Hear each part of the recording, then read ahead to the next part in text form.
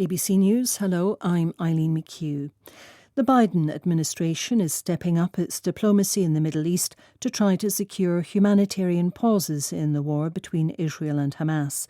The CIA director, William Burns, a former US ambassador to Jordan, is now in Israel for talks with officials. Shingai Nyoka reports from Washington.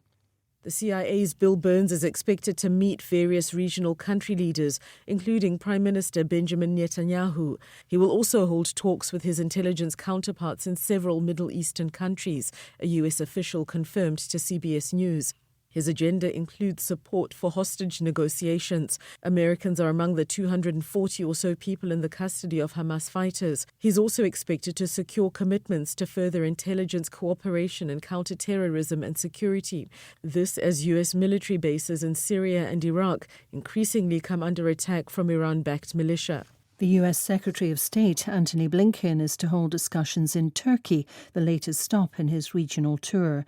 Hours before Mr Blinken arrived in the capital Ankara, Turkish police clashed with anti-war protesters at an American military base in the south of the country.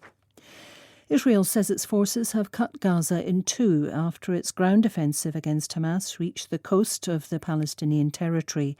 A military spokesman said Gaza City was now encircled and significant strikes were being launched. There have been huge explosions in the north. A BBC reporter in Gaza says they appear to be the most intense airstrikes since the war began. Phone and internet services have again been cut. Paul Adams is in Jerusalem. I think this was actually telling us what we sort of already knew, because for several days we know that Israeli forces have been operating south of Gaza City, sort of punching their way across towards the sea. It's been the scene of some real devastation with some of the buildings that are in that area hit by airstrikes and probably also caught up in crossfire. And, with every kind of passing hour, you get a sense that the Israeli military is pushing closer and closer to what it regards as the main stronghold of Hamas. King Abdullah of Jordan has said his country's air force has been able to airdrop urgent medical and pharmaceutical aid to the Jordanian field hospital in the Gaza Strip. The king said it was his military's duty to help the wounded who were suffering in Gaza. He said Jordan would remain the strongest supporters of those he called their Palestinian brothers. There's been no immediate comment from the Israel Defense Forces. The French Interior Minister has said his country has recorded more than 1,000 anti-Semitic acts since the deadly attack on Israelis by Hamas 4 weeks ago.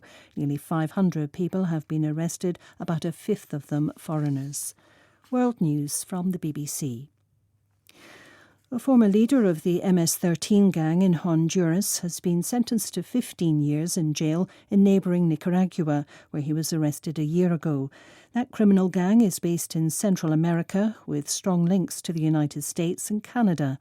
Leonardo Rocha reports.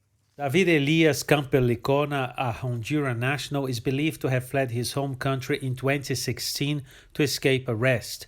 He was wanted for drug smuggling, money laundering, extortion, human trafficking and murder. He's now been sentenced to 15 years in jail and has also been ordered to pay a fine of $1.6 million to the Nicaraguan state.